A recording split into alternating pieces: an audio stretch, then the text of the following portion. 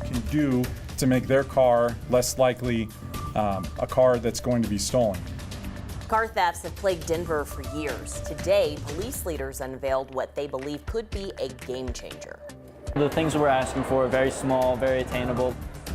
Lost one of their classmates to gun violence right outside their school. Today, students walked out of class and straight to the state capitol to demand change. It's on the list for possible closure because of low enrollment, but the Fairview Elementary community says the school is actually about to get a surge of students. First, there was the Denver Boot. Now there is Denver Track. The program announced today lets police use tracking technology in an effort to locate stolen cars and locate them more quickly. Along with finding those cars, police hope they'll locate more of the people who stole them. Kevin Vaughn from our 9 Wants to Know team breaks down how this thing works. One of our greatest crime challenges is auto theft. Nearly 15,000 vehicles stolen in Denver last year. And we also know that many auto thefts lead to other crimes, often violent crimes. More than 41,000 auto thefts across the state.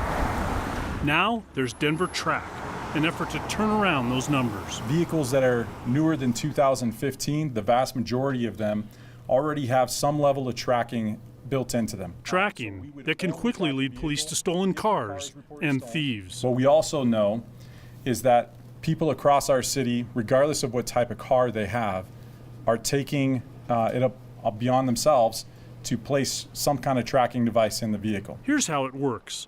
People who live or work in Denver sign up, declaring that if their vehicle is stolen, the year, the make, the model, they'll give police access to its tracking data.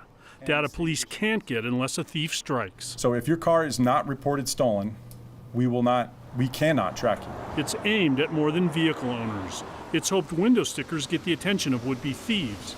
And posters in the Denver jail let those who got caught know they can be tracked. So this isn't going to be perfect, but this is something that the community members can do to make their car less likely a car that's going to be stolen. We're utilizing existing technology to deter crime. People can sign up for this program online, or next week they can go to any Denver Police District station to enroll and pick up their window stickers. We have all the details on those locations and times and much more about this program at 9news.com. Jenny and Alex? It's pretty interesting. Sounds like a win-win to me. Yeah, and we know there's been such an issue with stolen cars. So, Kevin, thank you. Yep.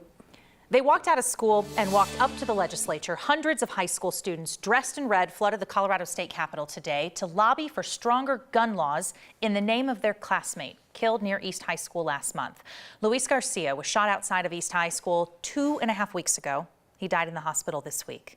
Today, his classmates, his soccer teammates, even members of his family pushed to speak to state lawmakers about strengthening gun laws. 9 News reporter Steve Steger was there.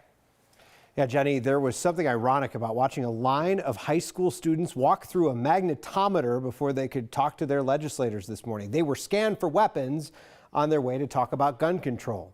Holding signs with the name Luis Garcia, their classmate, was shot outside of East High School the day before Valentine's Day. He died in the hospital this week. His teammates on the state championship East High School soccer team gathered together this morning and stood outside of the doors of the state Senate and state House chambers. They wanted to talk to lawmakers, and so did the massive crowd of students and parents dressed in red. They want Garcia's story to be a catalyst. We are fed up with having to do this over and over and over again. I'm a senior and I've gone to so many gun violence walkouts. Like we're over it, and I don't want the freshmen, the sophomores, even the juniors to have to keep doing this. They shouldn't have to spend their time in high school having to fight for their safety in a place that they spent 8 hours a day for 12 years. Like, that's not something that they should have to fight for. Just trying to see the support, be here for him and, do as much to make his voice heard and for people to remember his name. That was Luis's brother, Santos. He says his brother was hardworking, loving, and caring. He wants people to say his name. Well, they said his name loud and clear and a lot at the state capitol today. The Senate paused for a moment of silence and rang its chimes in his honor.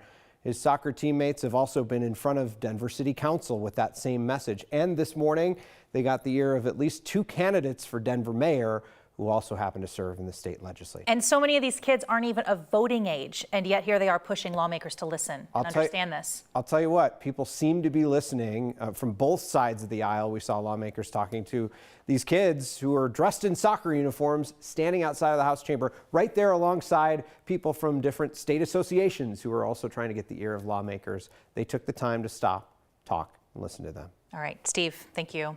Colorado Democratic leadership, they are working on 4 bills to reduce gun violence in the state. The pack of legislation calls for strengthening the red flag law, allowing more people to petition for a possible dangerous person to have their weapons taken away, raising the minimum age to buy a firearm to 21, and establishing a mandatory 3-day waiting period to purchase from the time of purchase to the time of possession, and removing immunity protections from sellers and manufacturers. No votes on any of these bills yet, but each has been assigned to the House and Senate Civic, Military, and Veterans Affairs Committees. The House Committee has the waiting period bill. They meet next on Monday. The Senate Committee has the other 3 bills. Their next meeting is not listed on the state's website at this time. Colorado State Patrol is calling on state lawmakers to okay more funding as they struggle with pay disparity and turnover. Over the last 18 months, the Colorado State Patrol has been losing an average of 7 troopers each month. Many have said that they were taking new jobs at higher paying agencies. CSP is left to try and fill those spots, but they can't hire and train enough people fast enough to keep up. There is an 11% pay increase included in the proposed budget, and the head of the CSP union says it's way overdue. We're compensating people at the same rate, whether they have 1 year or 15 years. Pay for performance has only been funded twice in the last 2 decades. One time it was 0.8%, the other time it was 1.1%.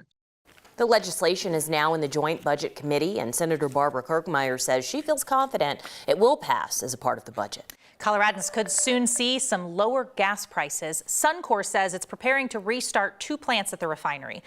The 3 plants were taken offline in late December after 2 fires and the freezing weather damaged equipment there. Plant number 2 restarted last month, and now Suncor officials say they're preparing for the restarts of plants number 1 and number 3, with full operations returning within 3 weeks. Suncor says there may be increased flaring, noise, and traffic during these restarts. Gas prices in Denver hovered around $2.85 a gallon at the time of the shutdown, and now the average in Denver is $3.99. You've probably seen it higher as well.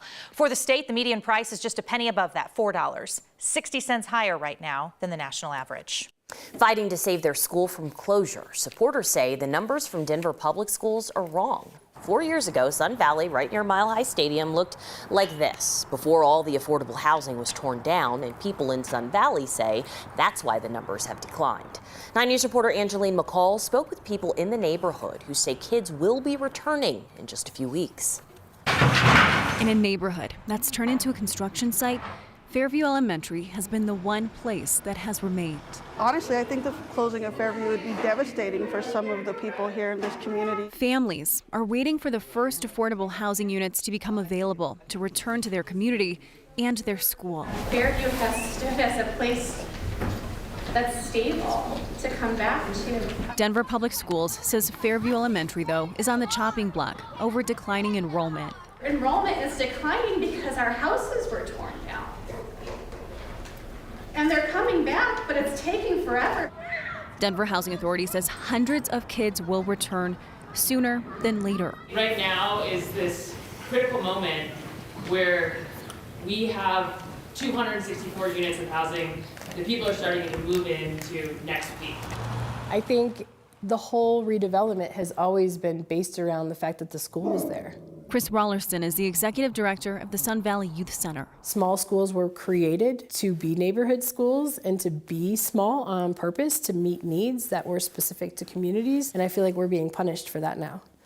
And that's really sad for our family and for our communities. She disagrees with DPS's numbers that say enrollment will go down next year. The truth of the matter is, even if it's their projections versus ours, it's not significant enough in terms of it making a difference. Superintendent Dr. Alex Marrero says more kids could put a strain on resources. We did hear from a lot of our community members, which is always important, but I think what we may be neglecting is the day-to-day grind that our educators are dealing with. People in the neighborhood worry moving schools would just be another trauma in an area that's already dealt with so much change. I feel like a lot of things happen to us in this community.